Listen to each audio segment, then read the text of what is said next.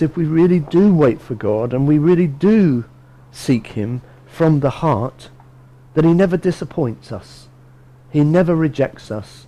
He never turns away from us. He knows what's in our heart.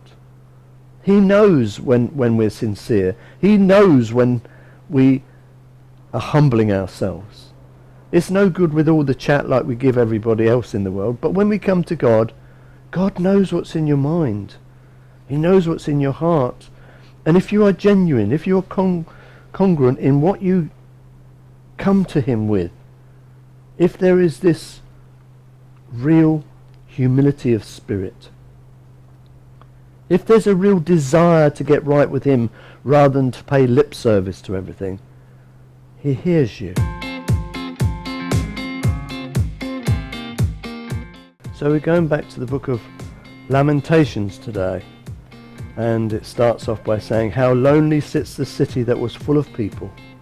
Oh dear, that's not good, is it? How lonely sits the city that was full of people, they're no longer there. How like a widow is she who was great among the nations.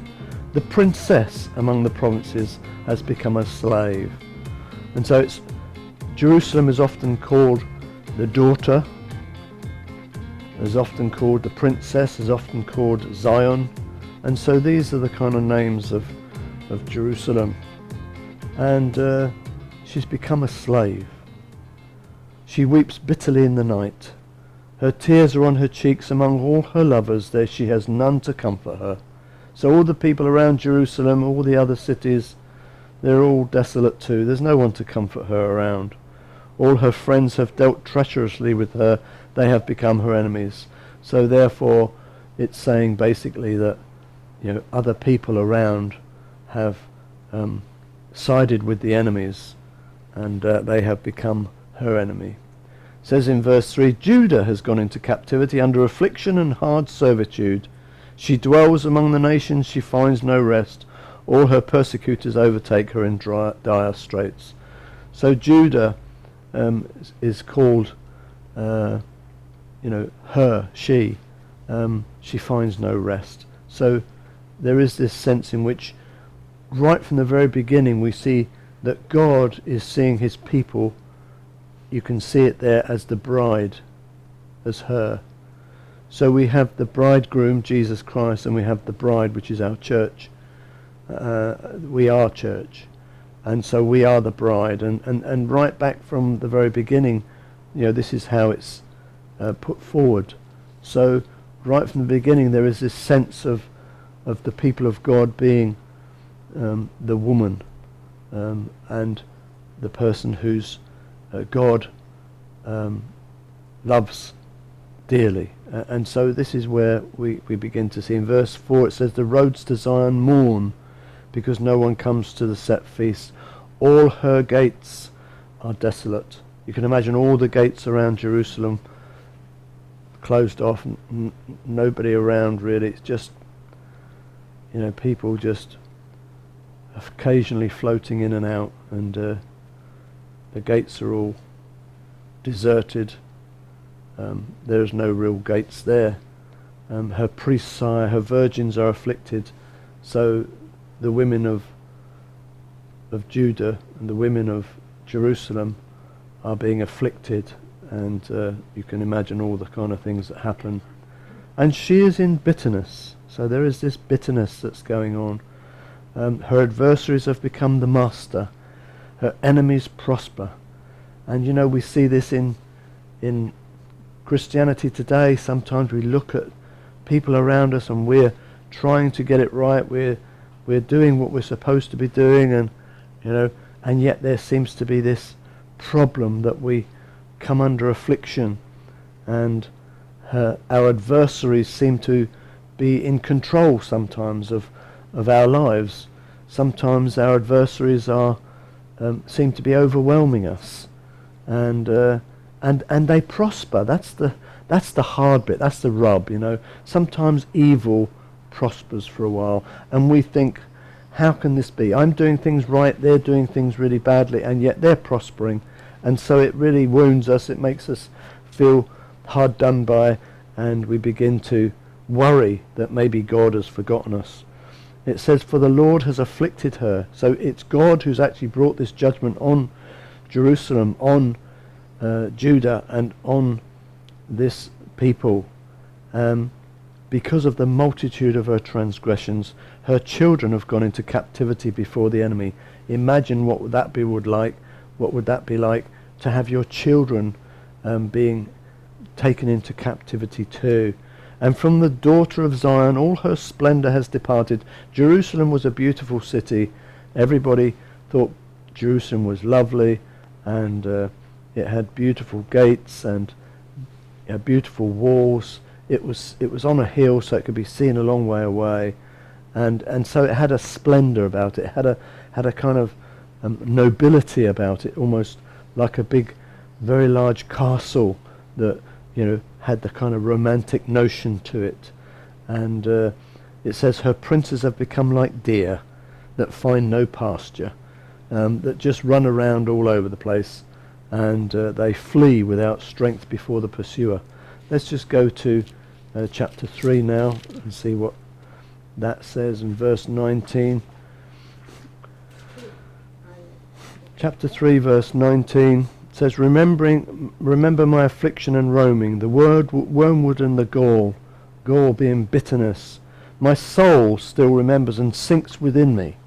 So there's that sense in which our soul, the uniqueness of our personhood, that is connected to God, that comes from the divine, that has the soul qualities of love. It's sinking within me. This is what we feel like when the afflictions come and the bitterness is there, and we begin to our soul almost becomes veiled within us when the damage from this world begins to take place and causes us to be veiled in our souls. And says my soul sinks within me, and I wonder how many of us have had that feeling. I'm sure there's a feeling of our soul sinking within us, that all hope seems to go because of things that are going on. And it says, this I recall in my mind in verse 21, therefore I have hope.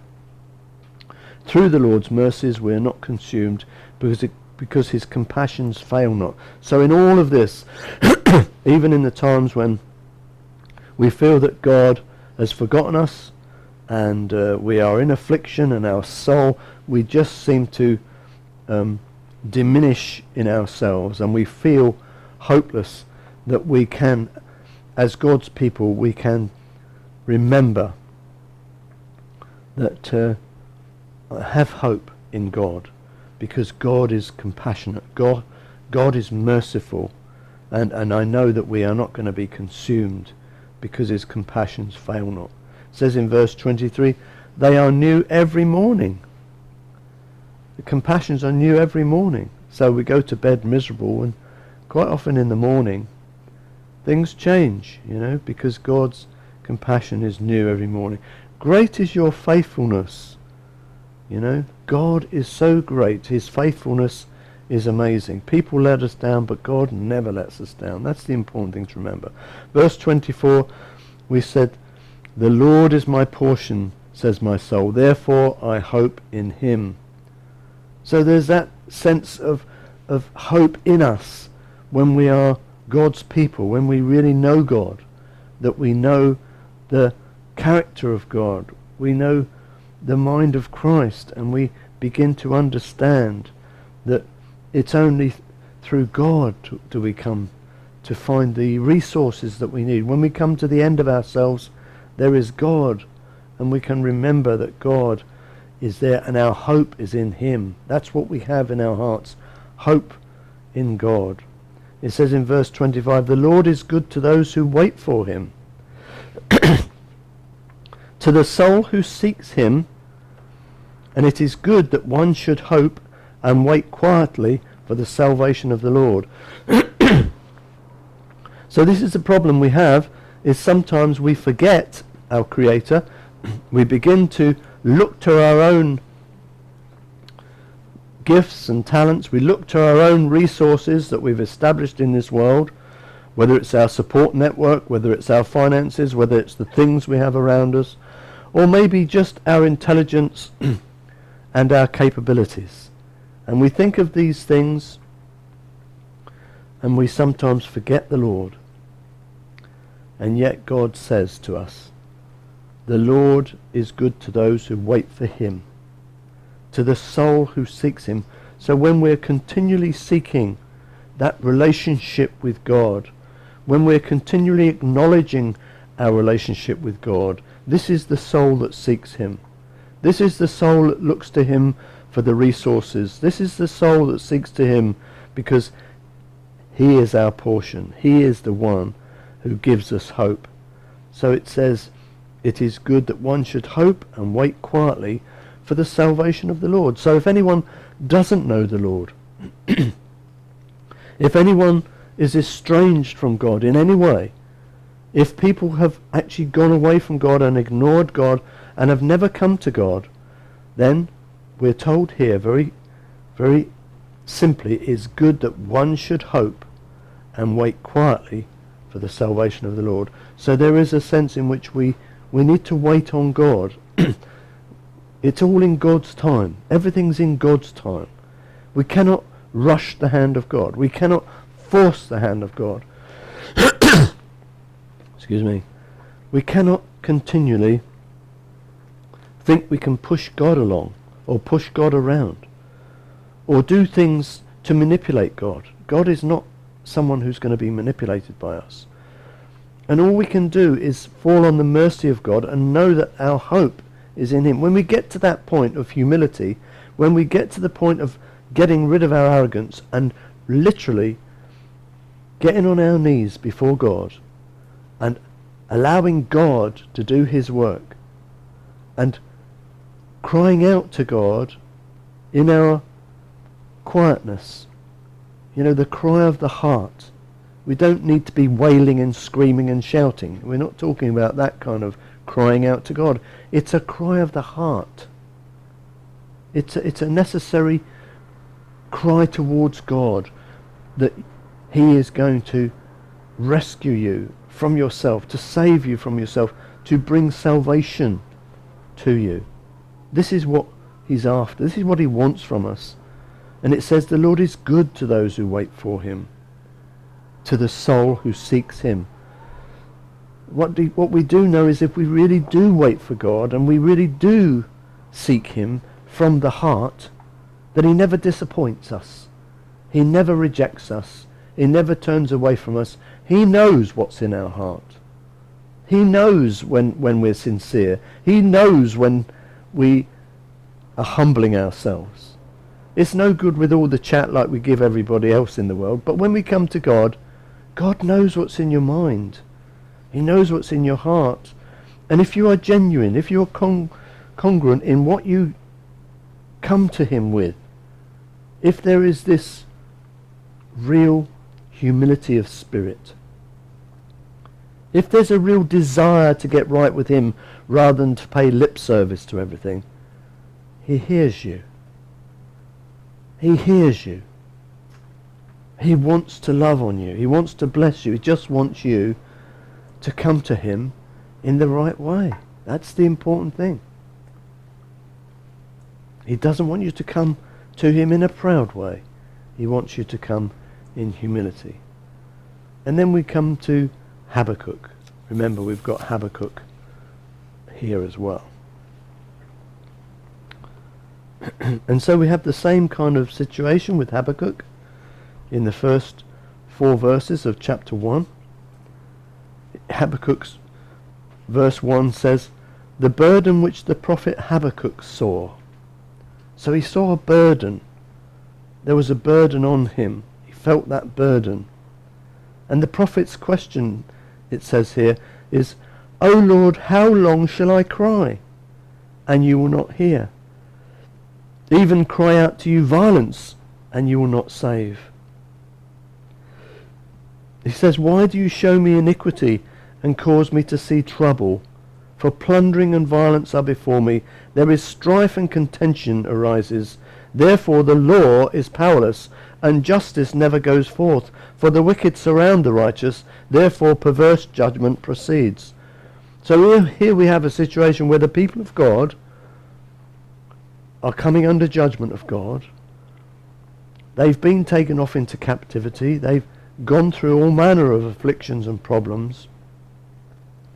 But then we're also looking at the law of God that God gave to Moses, that Habakkuk is trying to uphold, and the people of God try to get it right. But unfortunately there is iniquity. There's trouble everywhere. People are plundering other people and violence is breaking out. There's strife and contention everywhere. And it seems like there is no law, because the law seems powerless in this situation. And sometimes even today we feel that today, where we say the law is an ass. You know, some people say to me, well, the law's not fair. And having studied the law, one of the things we were taught when we were studying law was that the law isn't fair, but it's just. But unfortunately, fairness doesn't always prevail in the law. But it's understanding the law and knowing the law which is really important, so you know where you stand. And people will try to distort the law. They will manipulate the law. They'll get around the law. The law is there as a guide only. The law is there to remind us what should be in our hearts. That's what God gave us the law for. Before we had the law, we didn't even know we were lawbreakers. So we had to have the law given to us. And the 10 Commandments was handed down to us by Moses. And then there is a stele from King Hammurabi with 39 different laws that came after that. So the law kind of went out around the world. And then other laws were added on. And if we go to the law courts today, I bought all the books when I first started to study law. And my goodness, you know, I had half a library full of law books. And guess what? You have to buy them again next year because they change every year. The law is continually changing as they uphold the law and bring new laws in, and different aspects of the law get challenged and have to be updated and renewed and extended into all the different things that people have difficulty with. And that's what was going on here. It says, and justice never goes forth. The law was being ignored in this case. The wicked were just overtaking the law. It says, for the wicked surround the righteous. And there are times, even in this country now, where the law has overtaken the righteous. And laws have come in that cause problems for righteous people. We believe that we should uphold the laws of God around marriage, and yet that's been changed. We believe that we should uphold the law in all manner of places, and it's been changed. It's been changed to satisfy those people who are atheistic. It's been satisfied to support other people of other faiths, and is often, as far as we're concerned as Christians, often it is wrong. For the wicked surround the righteous. Let's not be deceived here. Let's not be naive. We are to be wise as serpents and gentle as doves. So let's not be so naive and think that the world is going to continue in the way that we hope it's going to continue all the time in our favour because we are God's children. No, we're going to suffer persecution on this planet while we're here. This is part of the sufferings that come through Christ that we partake in. And therefore it says here, perverse judgment proceeds. So it's the same today as it was then. There are times when the law does not protect us in the way it should. This is the law that God gave. And we have this problem today. And we have to know the law. We have to understand the law. It's not enough to be naive and think we're going to be protected. No. And we have to vote and elect the right kind of people into Parliament to protect our laws, to protect the Christian aspect of our laws. And it's so amazing to see what's happening in America with Donald Trump, in that he is trying to fulfill those protective laws of Christians especially, that we are being persecuted all around the world. I think it's something someone said there is something like I don't know, some amazing statistic that there is a Christian being killed every 11 minutes or something like that. It's something along those lines. Imagine that. Everywhere around the world, the persecution is coming upon Christianity and on God's people. And this is what was going on in Habakkuk's day. Let's just look at chapter 2, verse 1 to 4 as well. It says, "And I will stand my watch and set myself on the rampart, and watch to see what he will say to me, and what I will answer when I am reproved." So he's expecting to be reproved for his life. He's expecting to be reproved for even his service to God. And there is a sense in which there is this slight confusion as to what God is going to say to him. It says in verse 2, "Then the Lord answered me and said, Write the vision, and make it plain on tablets, that he may run who reads it. For the vision is yet for an appointed time, but at the end it will speak, and it will not lie. Though it tarries, wait for it, because it will surely come, it will not tarry. Behold the proud, his soul is not upright in him, but the just shall live by his faith." So we're no longer living to the law. We're living by his faith. We're living by our faith in Jesus Christ. The vision was coming. Everything was going to come to a head. The Messiah was going to come. This is the prophet's message, that salvation comes through the Lord. This is what happens. And God did rescue Jerusalem. God did rescue his people on many occasions. And for those who actually didn't bow the knee to Baal, to those who really acknowledge God as their God, for those whose souls actually waited on the Lord and sought the Lord with all their hearts, then he was merciful. There was always a remnant that was kept. He never obliterated them all.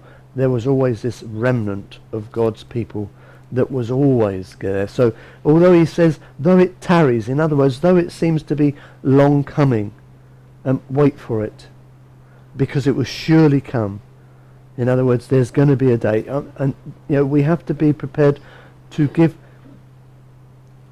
God his time.